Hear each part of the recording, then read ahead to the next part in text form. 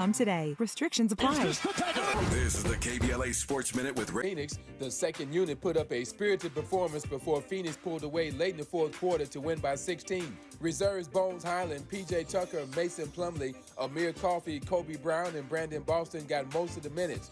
Highland dropped a career-high 37 points. After playing the Suns in Phoenix Tuesday night, Clippers coach Ty Lue rested his regulars. The Clippers are close to locking up the fourth spot in the Western Conference playoffs.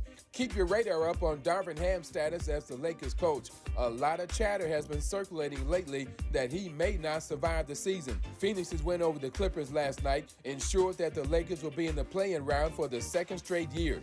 The Lakers are in the ninth spot and will have to win 2 games to make the playoffs. No debates, no speculation, just the info you need. That's your KBLA Sports Minute. I'm Ray Richardson.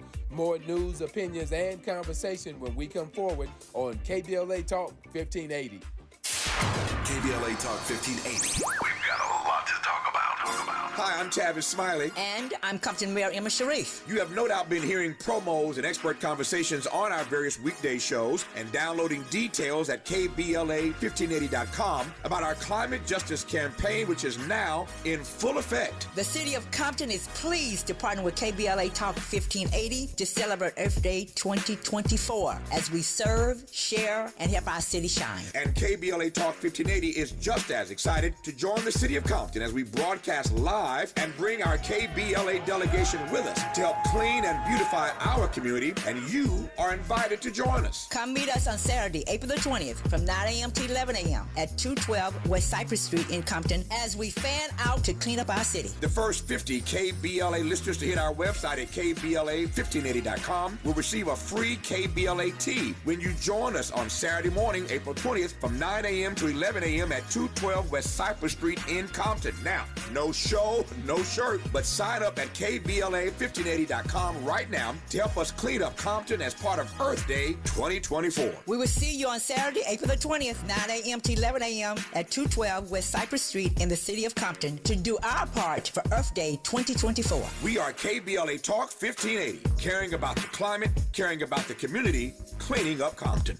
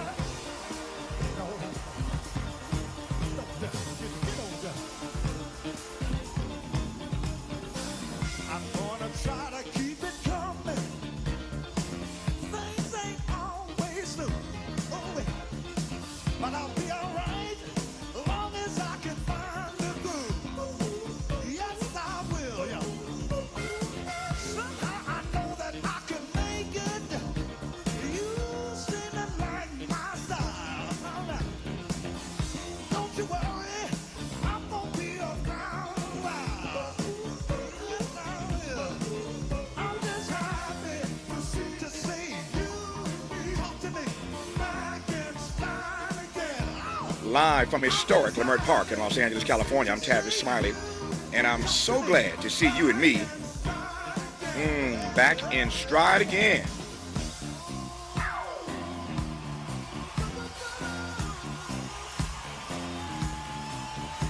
Before we get started with today's show, let me invite you to follow me on Facebook and Instagram at The Real Tavis Smiley, and get updates on X, that's formerly Twitter, at Tavis Smiley. By the way, should you miss any part of today's program or want to catch up on previous shows, you can always visit thetavisSmileyShow.com. That's thetavisSmileyShow.com, or wherever you get your podcast, and listen to the Tavis Smiley podcast version of this live program at your leisure. Another great show on tap for you today. In our second hour, 2 conversations. Up first, the president of Righteous Media, Inc. and host of the very popular Independent Americans podcast, Paul Rykoff, joins us with his reaction to Dr. Cornel West VP announcement yesterday on this program, and other newly self-proclaimed independents competing for your vote this November. Paul Rykoff on the top side of Hour 2 about Independent Americans. On the B side of Hour 2, as we kick off Black Maternal Health Week, a conversation with Femtech founder Kimberly Seals Allers about Earth, that's IRTH, Earth, an app designed to eradicate racial disparities in childbirth. In our third hour, 2 more conversations, but up first. All right, Mr. Simpson, would you please stand and face the jury? Mrs. Robertson. Superior Court of California, County of Los Angeles, in the matter of the people of the state of California versus Orenthal James Simpson, case number BA097211. We, the jury, in the above entitled action, find the defendant Orenthal James Simpson not guilty of the crime of murder in violation of Penal Code Section 187A, a felony upon Nicole Brown Simpson, a human being, as charged in count 1 of the information. Superior Court of the State of California, County of Los Angeles, in the matter of the people of the State of California versus Orenthal James Simpson. We, the jury, in the above entitled action, find the defendant Orenthal James Simpson not guilty of the crime of murder in violation of Penal Code Section 187A, a felony upon Ronald Lyle Goldman, a human being, as charged in count 2 of the information. We, the jury, in the above entitled action, further find the special circumstance that the defendant, Orenthal James Simpson, has in this case been convicted of at least 1 crime of murder of the first degree and 1 or more crimes of murder of the first or second degree to be not true. Signed this 2nd day of October 1995, Juror 230. Ladies and gentlemen of the jury, is this your verdict? So say you one, so say you all. All right, counsel, Mr. Simpson, would you be seated, please? Let's have it quiet in the courtroom, please. All right, Mrs. Robertson, would you please poll the jurors?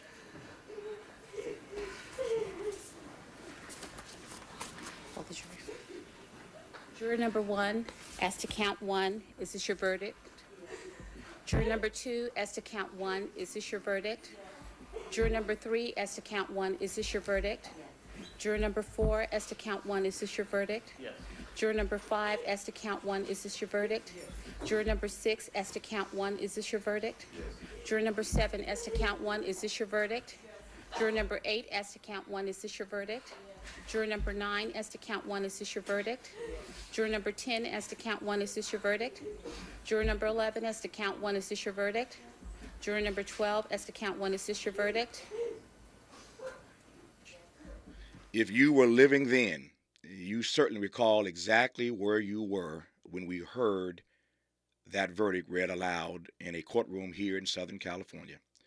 O.J. Simpson, a gifted athlete whose murder trial riveted the nation, has died at the age of 76 in Las Vegas after a battle with prostate cancer, according to a statement from his family. O.J. had football fame and made fortunes in Hollywood, but as we all know, the murder trial for killing his former wife and her friend changed everything. On the top side of hour 3, a conversation with the man who hosted the show of record every single night during the trial, Geraldo Rivera. His CNBC show was must-see TV during the trial of the century, and ironically is where my national TV career began. Before Tom Joyner, before BET, NPR, CNN, ABC, and PBS, I was a contributor to Rivera Live during the trial of O.J. Simpson. Geraldo covered this case like nobody else and had exclusive interviews with regularity. He joins us to talk about the life and times of Orenthal James Simpson at the top of hour 3. O.J. dead at the age of 76. On the B side of hour 3. I get a friend, my friend Ahmed, calling me. His whole family's in Gaza. And he goes, Rami, they're suffering. I don't know where half of them are. I don't know what to do. Please, pray for them. It's the only thing we can do. And I'm like, dude, I got you, right? So that night, I go to pray, and my prayers are complicated. I've got a lot to fit in. I'm like, God, please, please help Ahmed's family. Please stop the suffering. Stop the violence. Please free the people of Palestine. Please. That was sound from Rami Youssef's historic SNL monologue just last week.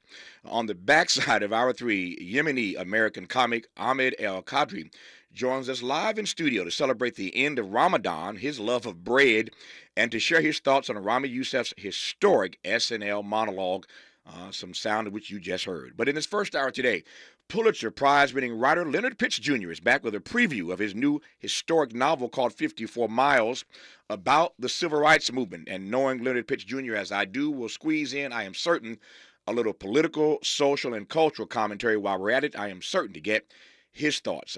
No doubt he wrote about this many times during the O.J. Simpson saga, and so we'll commence this show in dialogue with Leonard Pitts Jr. when we come forward on Tavis Smiley. From Leimert Park with love, this is Tavis Smiley.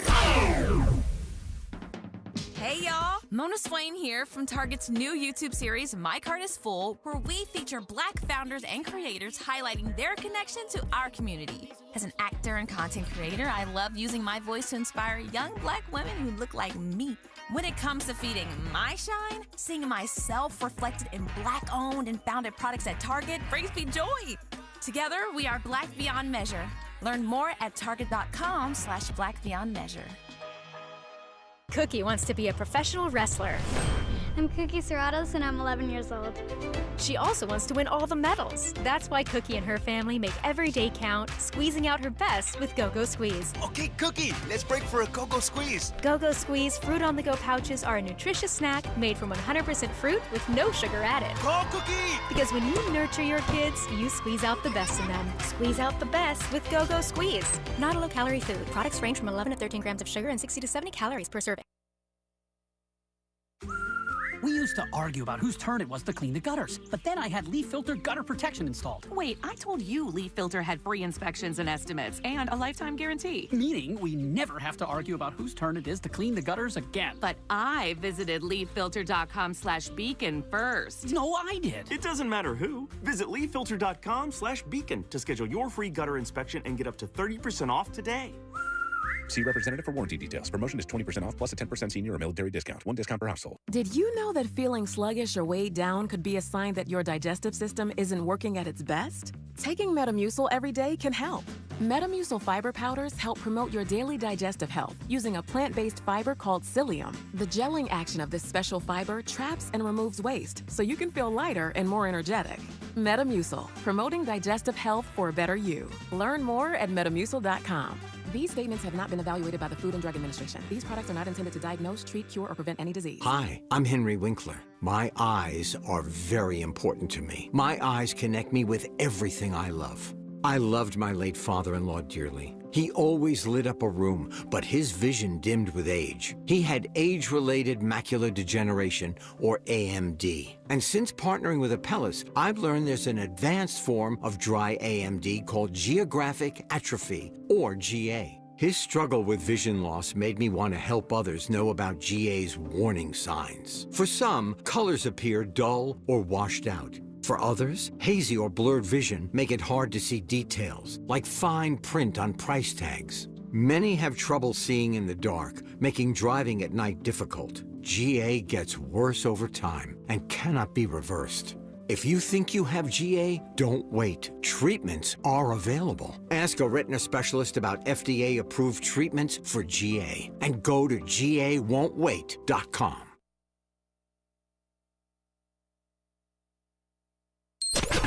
Let's get back to more of Tavis Smiley right now. Our guest in this first hour, and I'm pleased to have him, Pulitzer Prize-winning writer and author of the new book, 54 Miles, a historical novel. We'll talk about that as we move forward through this hour. But Leonard Pitts Jr., good to hear your voice again. Sir, how are you today? It's good to be here. How are you? I'm fine. How are you? Man, if I complained, I'd be an ingrate. I am delighted to have you back on this program, man, and just great to, as I said, hear your voice. So I don't need to color this question much more than this. When I say Orenthal James Simpson, and you look back on your career and what you had to say about it in real time, you say what today, now that we've heard the news that he's passed away at the age of 76? Well, I don't want to be how am I going to do this? Just keep it real. Keep it real like you always do. No. Because you don't want to dance on anybody's grief, on anybody's grave. But by the same token, when I look back at O.J. Simpson, I think back on a trauma that didn't have to happen if this was a more mature nation. He took this country through something, and this country took itself through something, frankly, that didn't have to be. He became. Let me put it like this.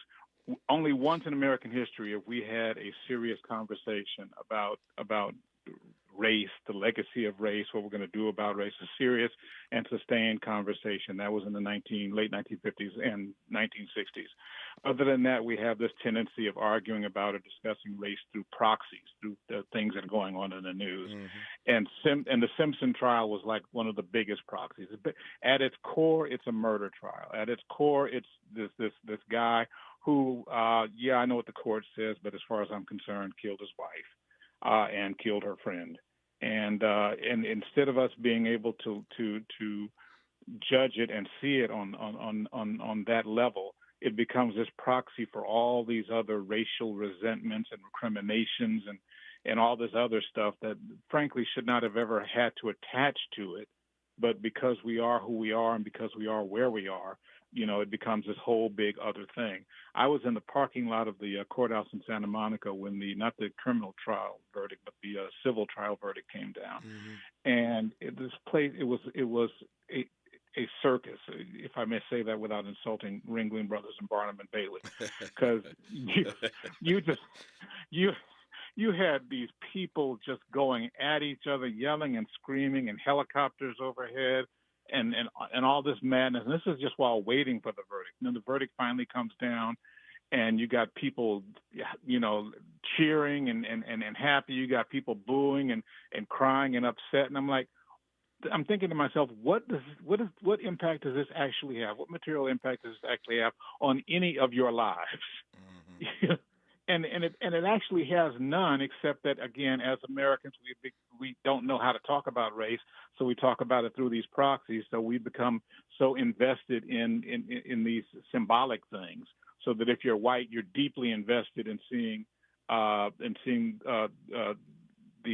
plaintiffs get paid, not so much even because you care about the plaintiffs getting paid, but because that's one for your team. And if you're black, you're invested in seeing OJ get off again in the civil version, not so much because he deserves to, because he doesn't, but because he's on your team. You see what I'm saying? Yeah, and it's just, to me, it just showed the immaturity of us as a nation in being able to deal with this stuff. It just drove me crazy. You occasionally run into, not even occasionally, you so often run into us as African Americans defending those of our own who are either provably guilty, probably guilty, or in some cases convicted and definitely guilty. But we defend them on racial grounds, like it was Emmett Till or like it was Rosa Parks, because it's of our team, and because we can't let anything attack our team. So I remember the one of the lawyers, I think it was Johnny Cochran himself actually, who said that OJ, that acquitting OJ would be a battle against racism, would be a victory against racism.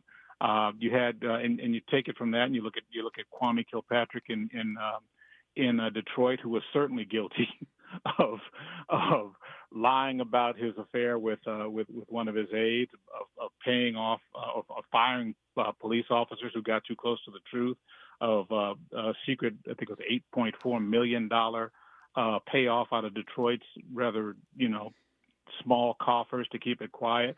And I don't know if you recall, but there was a rally held for him at which he was described as an example of bold, uncompromising black leadership. And it's like, no, this is a dude who got caught. He got caught, and he's paying the price for it, as he should. But it's like, because we're so invested in these teams, we can never get to that point. That is why he's a Pulitzer Prize-winning writer, because Leonard Pitts, whatever one thinks of his opinions, does not hold his tongue, and you have to be thick-skinned to be a columnist for all the years that he was, because when he writes stuff like what he just said, you can rest assured his mailbag filled up. I did not want to interrupt, but now I've got a few different questions I want to ask in follow-up to what Leonard Pitts Jr. just had to say. Let me start with this.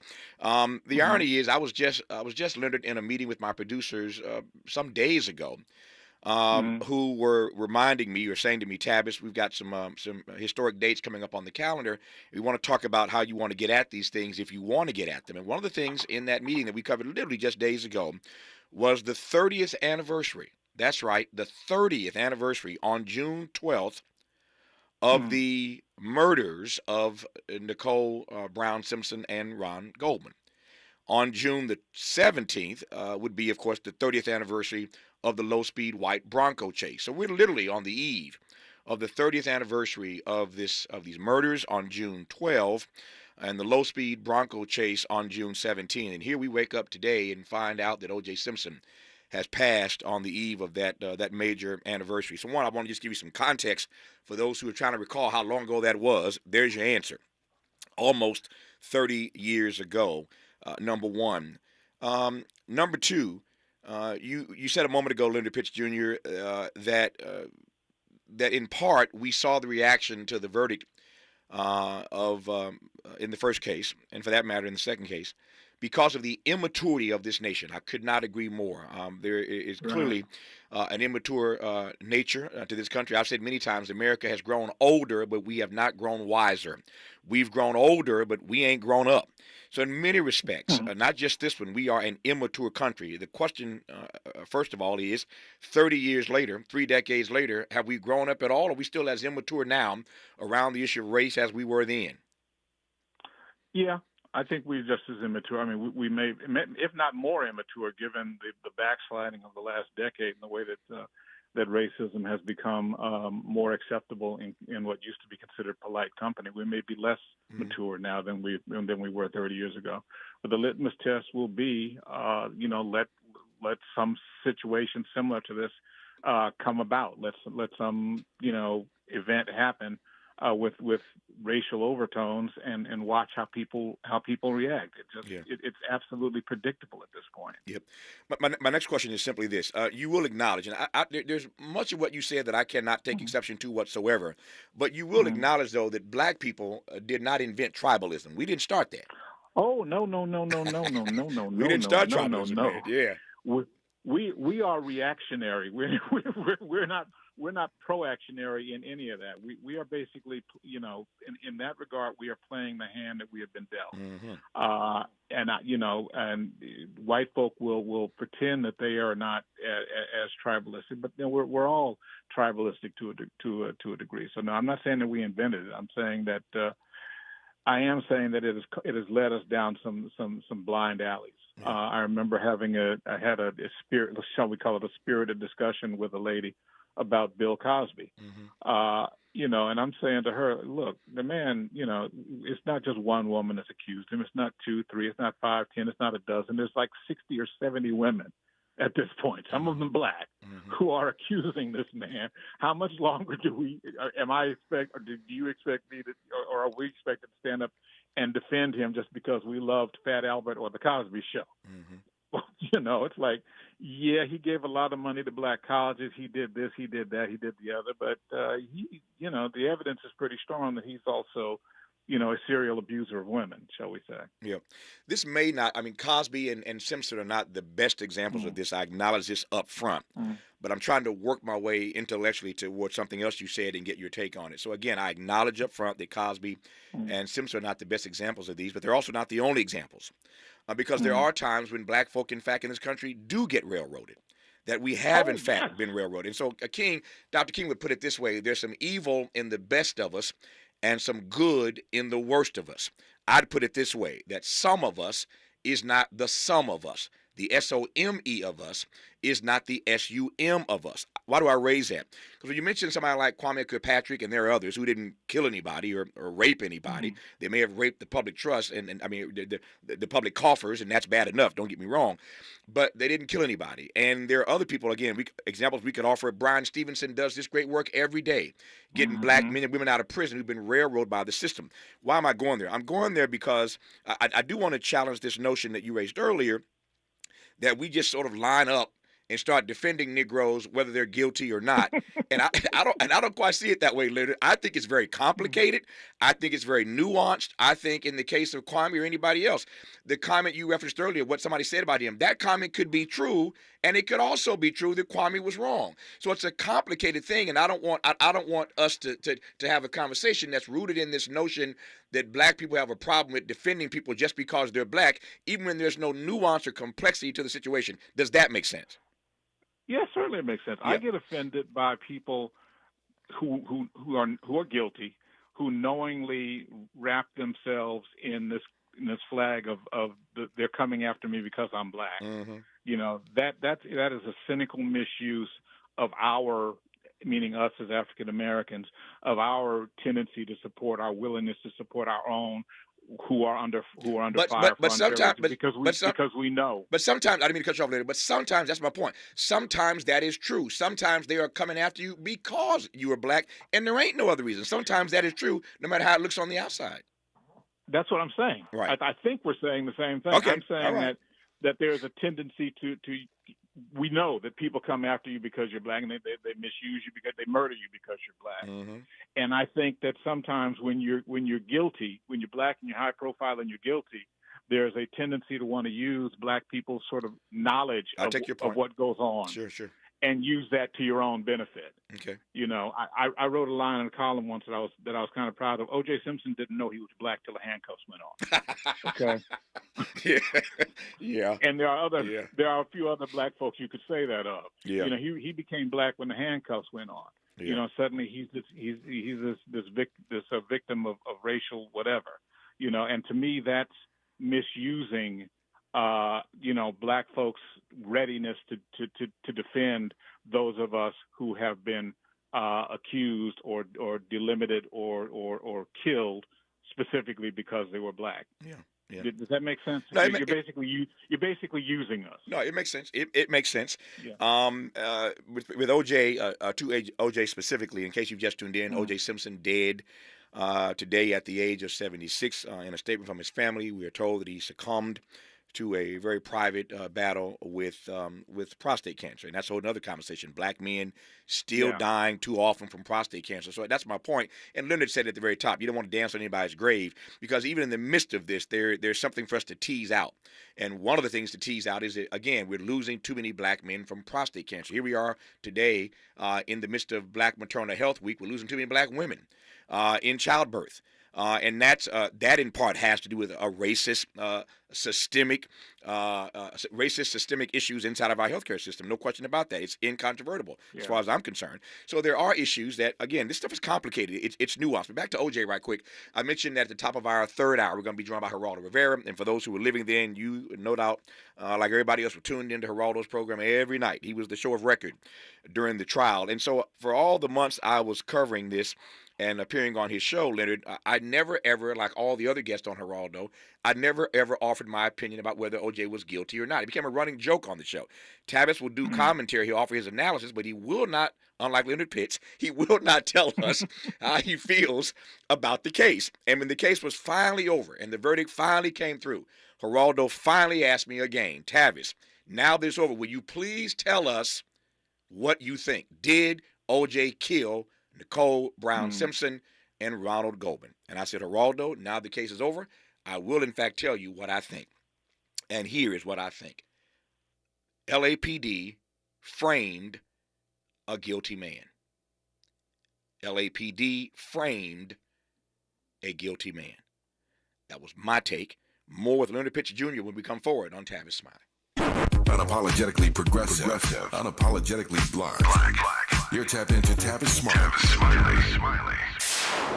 Paid for by government.com. Did you know? The United States Mint has issued a new Morgan silver dollar coin in proof condition for the first time. Not only that, they are also minted in 99.9% pure silver for the first time ever in history. Coin experts are calling this an amazing opportunity for anyone that knows the enduring popularity of Morgans. But you must hurry. Only 400,000 of these legal tender silver dollars were issued. These first ever Morgan silver dollars are brand new with stunning mirror-like finish, minted by the iconic San Francisco Mint. Call now and you're guaranteed a new first ever 99.9% pure silver proof Morgan dollar. To learn more, call 1-800-973-9717. If you order now, you will receive a free coin collector bonus pack, a $25 value, free with every order. Call 1-800-973-9717 now to secure your new Morgan silver dollars before they are gone. That's 1-800-973-9717.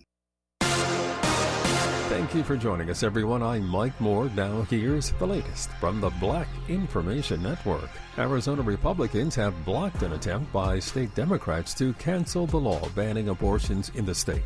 The Arizona Supreme Court is upholding the abortion ban, which dates back to the Civil War. The 1864 law, from when Arizona was still a U.S. territory, bans all abortions except for risk to the mother. Tiger Woods is sticking with the belief that he could win another Masters golf tournament in Augusta, Georgia. The 15-time major champion spoke in front of the press ahead of golf's first major of the season. Woods said he thinks he can get one more championship if everything comes together. The 48-year-old has been building back up since suffering injuries in a 2021 car wreck. And that's the latest. I'm Mike Moore from your 24/7 news source, the Black Information Network and BINnews.com. Opportunity lives, works, and plays here in America's largest county. San Bernardino County has always been the biggest, and now they're the best. More national awards for public service than any other county in America. Join the winning team and see more at opportunity.sbcounty.gov. This is the KBLA Sports Minute with Ray Richardson. The Clippers played their B team last night against Phoenix. The second unit put up a spirited performance before Phoenix pulled away late in the fourth quarter to win by 16. Reserves Bones Highland, P.J. Tucker, Mason Plumlee, Amir Coffey, Kobe Brown, and Brandon Boston got most of the minutes. Highland dropped a career-high 37 points. After playing the Suns in Phoenix Tuesday night, Clippers coach Ty Lue rested his regulars. The Clippers are close to locking up the fourth spot in the Western Conference playoffs. Keep your radar up on Darvin Ham's status as the Lakers coach. A lot of chatter has been circulating lately that he may not survive the season. Phoenix's win over the Clippers last night ensured that the Lakers will be in the play-in round for the second straight year. The Lakers are in the 9th spot and will have to win 2 games to make the playoffs. No debates, no speculation, just the info you need. That's your KBLA Sports Minute. I'm Ray Richardson. More news, opinions, and conversation when we come forward on KBLA Talk 1580. We've got a lot to talk about. Race, culture wars, political turf battles, criminal justice and injustice, the courts. These are the conversations you won't hear elsewhere. My guests are leading journalists, celebrities, and sports figures, elected leaders, and influencers. They aren't afraid to get into it and say the quiet part out loud. With Ariva Martin in real time, your commute just became the most engaging part of your day. Tune in weekdays from 4 p.m. to 6 p.m. or find us on YouTube. Ariva Martin in real time, when you want it straight, no chaser. Unapologetically progressive. KBLA Talk 1580. We've got your black.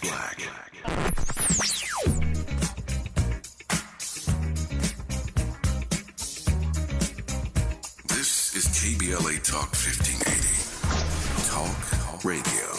That's music to your ears. We're unapologetically progressive. KBLA Talk 1580. Yeah, y'all, come on. Come to At KBLA Talk 1580, we fight the power every day. Yeah, gotta give us what we want. Gotta give us what we need. Hey. I listen to KBLA and I love the commercials. I know what the commercials mean. I also, if I'm looking and trying to figure something out, I need something to talk to me that might hit me. And it happens on TV because, you know, every time they show a sporting event, they got the pharmaceutical companies back to back telling people how to fix the sickness on the same stuff that they sell them. So we get it. Yep, we get it too, Chuck D. And that's why at KBLA Talk 1580, we don't black down. Drop it. Our freedom of speech is freedom of death. We got to fight the powers that be. Fight the power. Fight the power. Some days I cover up because of my moderate to severe plaque psoriasis. Now I'm hitting the road with clearer skin thanks to Skyrizi, Risankizumab Riza, a prescription-only 150 milligram injection for adults who are candidates for systemic or phototherapy. With Sky Rizzy, 3 out of 4 people achieved 90% clearer skin at 4 months. And Sky Rizzy is just 4 doses a year after 2 starter doses. Don't use if allergic to Skyrizi. Serious allergic reactions and an increased risk of infections or a lower ability to fight them may occur. Before treatment, your doctor should check for infection and tuberculosis. Tell your doctor if you have an infection or symptoms such as fever, sweats, chills, muscle aches, or cough, or if you plan to or recently received a vaccine. Thanks to Sky Rizzy, there's nothing on my skin, and that means everything. Ask your doctor today about Sky Rizzy, the #1 dermatologist-prescribed biologic in psoriasis, and visit skyrizzy.com or call 1-866-SKY-RIZZY to learn more. Getting your biggest tax refund from Jackson Hewitt can lead to some spirited reactions. Jackson Hewitt! Jackson Hewitt is so sure they'll get you your biggest refund that if they don't, you get your money back plus $100. Jackson Hewitt! Switch to Jackson Hewitt and we'll beat what you paid last year, even if you filed online. Ain't nothing to it. Switch to Jackson Hewitt and pay less for tax prep, guaranteed. Proof of prior year payment required when filing. New clients only at participating locations through April 7th. Terms at jacksonhewitt.com. I spray and scrub, but the soap scum in my bathtub is still there. I spray and scrub, but the burnt sauce on my stovetop sticks around. Sprays can leave grime behind, but new Mr. Clean Ultra Foamy Magic Eraser combines the scrubbing power of an eraser with the cleaning power of Dawn to melt away tough messes on contact. Just wet, squeeze, and erase. Stop spraying, start erasing, and clean with more magic than ever with new Ultra Foamy Magic Eraser. Mr. Clean, Mr. Clean. He's rooting for everybody black. Everybody black. More of Tavis Smiley coming your way right now. More of Leonard Pitts Jr. coming your way right now. Pulitzer Prize-winning writer and novelist. We'll talk about his new book, 54 Miles, in just a second here. It is a historical novel about the civil rights movement. One final question or two about O.J. Simpson, and we'll buttonhole that and move forward. And I think there's a nice way to link these conversations up, Leonard. I'll see in a minute. but these are my final two questions on the passing of O.J. Simpson, in case you've just tuned in and have not heard. Orenthal James Simpson, better known as O.J., the Juice, has died at the age of 76 in Las Vegas after a battle with prostate cancer, according to a statement from his family. And Leonard Pitts Jr. and I have been sort of unpacking what that trial of the century really did to this country, this immature country. Almost 30 years ago, come June. So Johnny Cochran, who you referenced earlier, who I always credit him with doing his job remarkably well. Whatever one thinks of the outcome of that case, you cannot impugn a defense lawyer for doing his job as well as Johnny Cochran did it. We all, of course, recall that line, if the gloves don't fit, you must have quit. So nothing but love for Johnny Cochran. That said, Johnny Cochran did say after that case that race is a part of everything in America. He was roundly criticized for that, as you recall, Leonard Pitts Jr., but that was his line, that race is a part of everything in America. I'm not so sure that Johnny was wrong about that, because for me, race is not just a personal reality, it is also a political reality. But since we're talking about race, tell me how concerned you are about the ways that race already has and will show up in this presidential season. It's funny you should reference that, because right at that time, at the time during the acquittal, I wrote a column that said in America we sprinkle race on our breakfast cereal. So ooh, I remember that line, man. That was a great line. I remember that one. I remember that one, Leonard. Yeah. You know, and the sad thing is to turn it around to what you're saying about this presidential election. We want to pretend that we don't. Particularly those of us who are white, frankly, speaking, and obviously speaking broadly, because there will be exceptions. But speaking broadly, there is this tendency to want to pretend that race isn't what race is, and it's one of the reasons. It's one of the proofs of our continuing and of our ongoing immaturity. This refusal to deal with it. As for how it's going to impact this presidential election, well, I mean, that's the whole point of the Trump the Trump phenomenon is race, is either making respect, not even so much making respectable, but bringing back out from under its rock this sort of open racism, xenophobia, homophobia, Islamophobia, that people have been told that that for a while seemed not to be acceptable in polite company. And if you'll notice, he's been getting more, not that he was ever unclear, but he's becoming clearer and clearer on his on the racial, I don't even say subtext, the racial text of his appeal. I saw a few days ago where he was saying that why can't we have immigrants from the nice countries? Yeah. So Leonard, he has nice countries and S-hole countries, right? They fit one of those two categories. Yeah. Yes, and the countries where black and brown people come from seem never to make the list of the nice countries, and it's just so it's barely even a dog whistle at this point, and this is what the Republican Party has sold covertly and now increasingly overtly for 40, I guess, going on 50 years now. This has been the appeal of the party, and what we're facing now, this next election, is it's not about Biden versus Trump. It's about democracy versus fascism. That's very much on the ballot. And it's about whether or not we are ever going to be serious about the promise of America. We hold these truths to be self-evident, that all men are created equal. And I've often said that if Thomas Jefferson really understood what he had written there, he would have, he'd have blacked that out. None of them really understood, because for them, all men meant one, men, physically men, and it meant propertied white men. Yes. So that was sort of that great promise in America's founding document was actually kind of a loophole, because if they'd understood that it was going to be interpreted literally and to include women, it never would have survived. Yeah. It never would have survived. He hails from Southern California, right where I sit right now, but he made a name for himself at the Miami Herald for all those years, writing that brilliant column. And I tell you, and I told Leonard before, I miss his stuff. He's moved on to do other things after winning the Pulitzer Prize.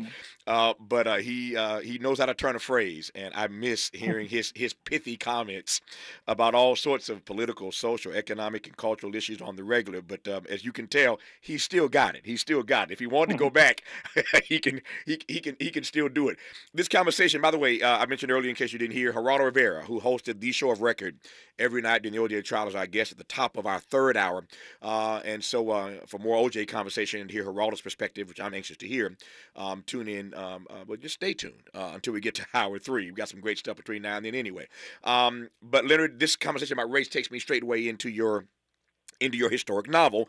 It's called 54 Miles, about the Civil Rights Movement. You made the point earlier in this conversation, there's really only been one period, literally just one period in American history, in the 50s, 60s, where we did have a sustained conversation about race in this country, which takes me, again, straight into 54 Miles. Start telling me about it. Well, 54 miles, the title comes from the distance between Selma and Montgomery, and of course that refers to the great 1965 march over the Pettus Bridge, which Martin Luther King's the civil rights forces made after the third time over. And it's basically about two characters. It's about Adam, who is a young man who's on that march. He's biracial. And in the course of that march, in the course of being brutalized in the first march, the one that gave rise to Bloody Sunday, and then coming back and trying to do the march that eventually made it over.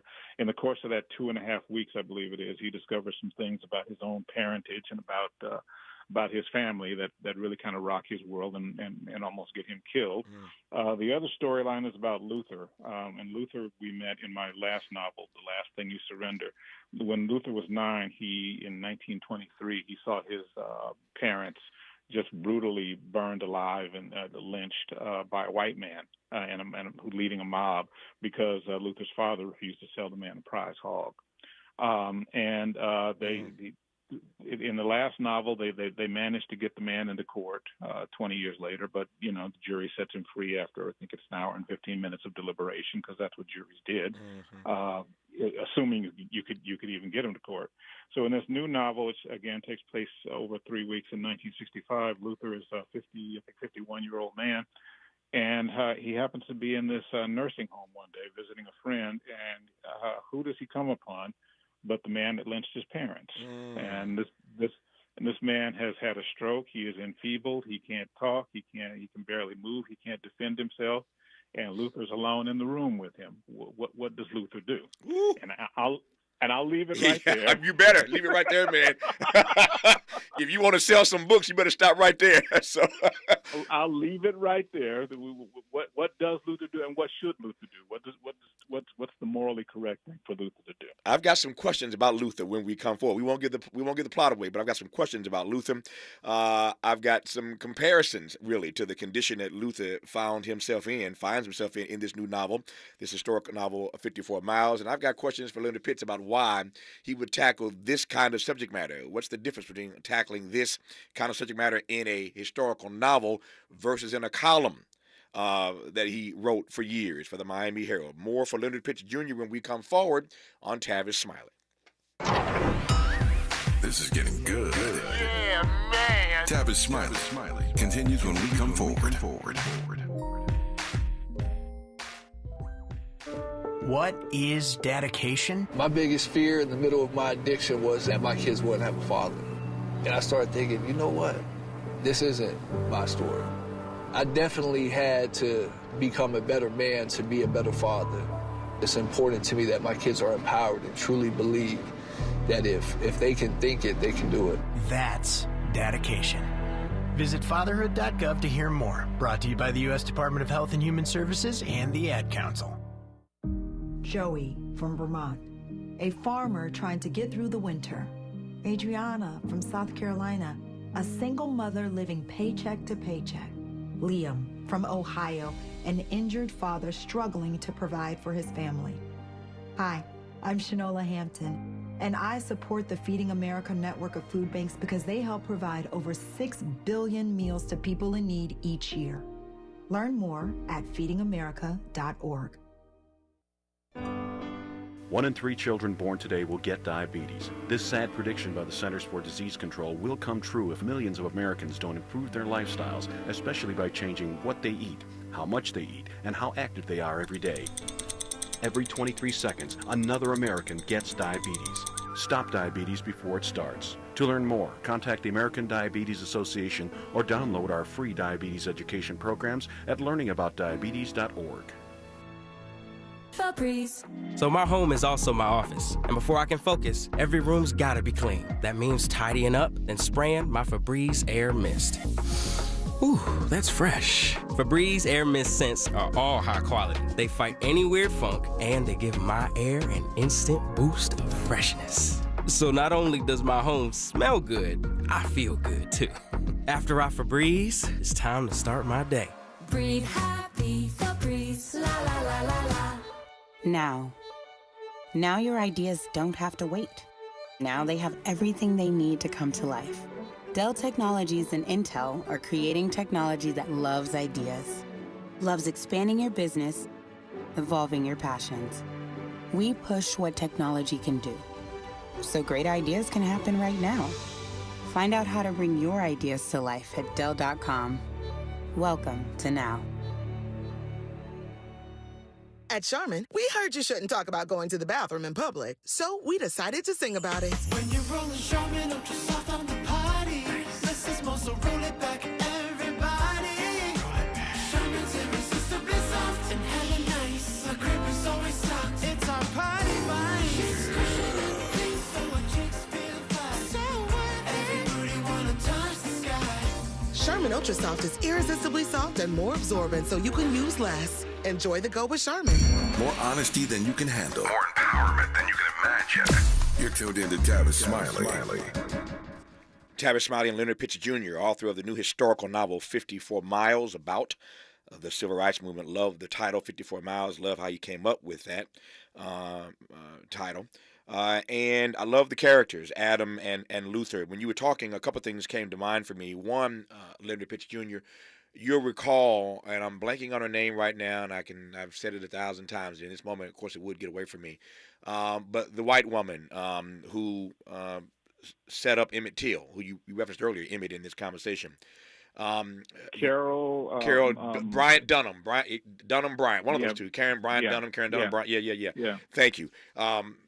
So your memory's better than mine, but together we worked it out. We are a team. Teamwork makes the dream work, and we figured it out together. Carol Bryant Dunham, I think is her name, was her name. Yeah. But you recall near the end of her life, when they found that arrest warrant buried in some boxes in the basement of the courthouse a few years ago. They found that arrest warrant that had never been served on her. And you recall the story. The white sheriff, of course, at the time said, she's a mother, she had kids, we didn't want to bother her. This is the woman that sort of set this up. We didn't want to bother her, and people were yelling and screaming and jumping up and down, saying that even though she was in a nursing home, that arrest warrant should in fact have been served. I don't know why I thought about that, but you were talking about Luther in the nursing home. He comes in contact with the guy who lynched his father. My mind went to Carol Bryant Donham and the fact that she never got served. Right. The whole thing is she's a feeble old lady, and that's lovely. But she's a feeble old lady who set up basically the not just the murder, but the torture murder of a 14-year-old boy. And I'm sorry, that doesn't go away. Yeah. Statute of limitations on murder there is no such thing. It doesn't run out. Yeah. So I thought about that when you were talking about Luther. Yeah, I don't. Here's the other thing I thought about. That's a dilemma. It's a dilemma for Luther. We shall read the novel, 54 Miles, and find out what Luther, in fact, does in that moment. But it also reminds me of these cases of late that we've seen, too many, frankly, where these black people, many, will come out and forgive the good white folk, or actually in this case, the not-so-good white folk, forgive them for all sorts of heinous crimes. You know the cases I'm talking about. I ain't got to run them down. I'm thinking even about the black judge down in Texas who got up off the bench and hugged the white woman, the white cop who went to the wrong apartment and killed the brother. I mean, these black people jump, many of them, born of their Christendom, born of their Christology, their faith tradition. They step out before anybody's ever asked for an apology, and they forgive these people who've done heinous things. I want to take Leonard Pitts Jr.'s temperature on that part, no matter what Luther does in the book when we come forward in our remaining moments with him on Tavis Smiley. More of Tavis Smiley when we come forward. If you're like me, 60 and retired, making ends meet, especially here at the supermarket and drugstore, is tough. I'm so blessed to have found benefitscheckup.org. It's a free and confidential website from the National Council on Aging that connected me to $1,200 a year in programs that help pay for food, medicine, utilities, and more. Maybe it can help you. benefitscheckup.org. My daughter was diagnosed with a rare malignant rhabdoid tumor on the spine. They sent her straight to St. Jude. My hope was gone. But when you get there, everyone's like, hey, we're not going to give up. And when you see other people not giving up on your child, that makes all the difference in the world. When I found out I didn't have to pay, I was just grateful. They saved my baby's life. Finding cures, saving children. Learn more at stjude.org.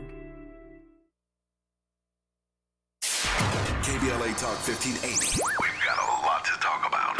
KBLA Talk 1580 reminding you that we keep us safe. Pro Football Hall of Famer and urban peace pioneer Jim Brown believed in just that. So he founded the Amera I Can Foundation for Social Change in 1988, focusing on at-risk and high-risk youth in underserved schools and juvenile detention facilities, as well as adult incarceration and reentry initiatives. The core of the Amera I Can program is its 15-chapter life skills curriculum. Mastery of these skills allows individuals to meet their academic potential, conform their behavior to acceptable societal standards, and improve the quality of their lives by equipping them with what they need to confidently and successfully contribute to society. Today, the foundation is led by its president, Monique Brown, who has been actively involved in the organization for more than 25 years. The Amera I Can Foundation continues its work in memory of its founder, actor, philanthropist, and NFL legend Jim Brown. To get involved or make a donation, please visit AmeriICanCommunity.partners. That's AmeriICanCommunity.partners. This is a community call to action from KBLA Talk 1580. Tips to help improve your credit score in 2024. Establishing credit is an important key to achieving financial health, but building a credit history from scratch can feel challenging since you need credit to build credit. First, what does it mean to build credit? All consumers have a score between 300 and 850. You want your score to be as high as possible as lenders look at your credit score to make loan and credit decisions. A good credit score shows you have a track record of borrowing money responsibly. Remember, it's never too late to build or rebuild your credit. This segment is sponsored by J.P. Morgan Chase & Company.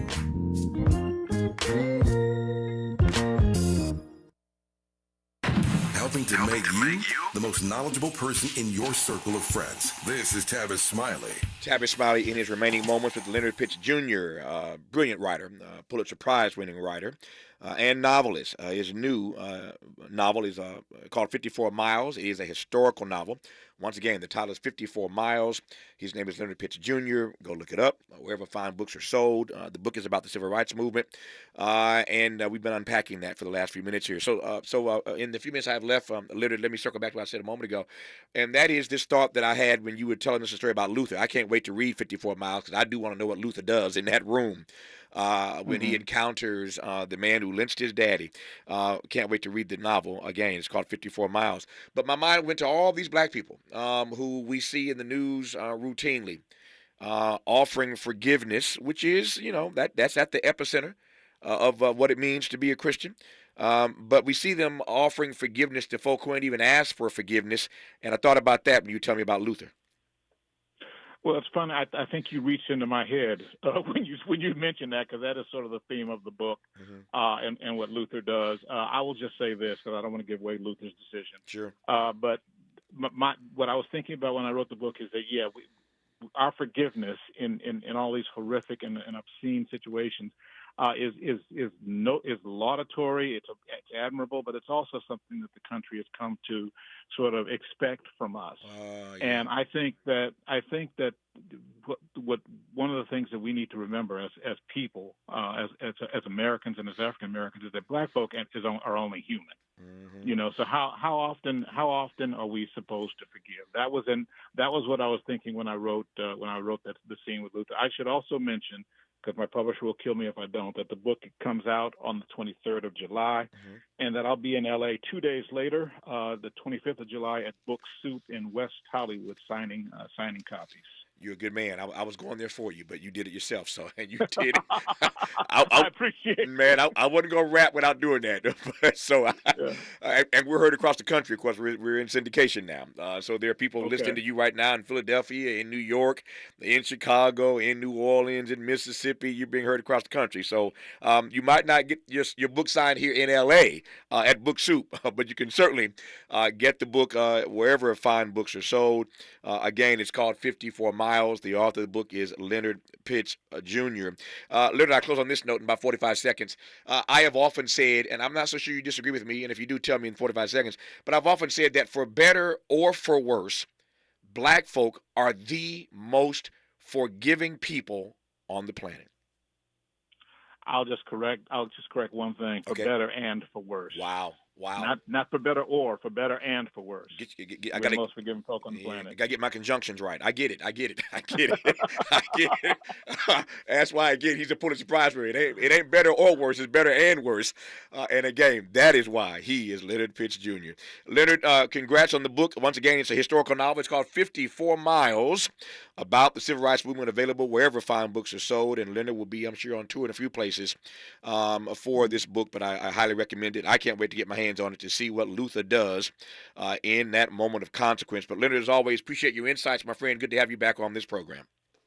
Thank you. Good to be here. Just getting started with today's show. 1 hour down, 2 hours to go. We'll talk in a moment with Paul Rykoff about independent Americans and get his take on the breaking news on this program yesterday, where Cornel West announced his running mate, Dr. Melina Abdullah. Lots of social media commentary about that in the last 24 hours. We'll get Paul's take on that at the top of the next hour.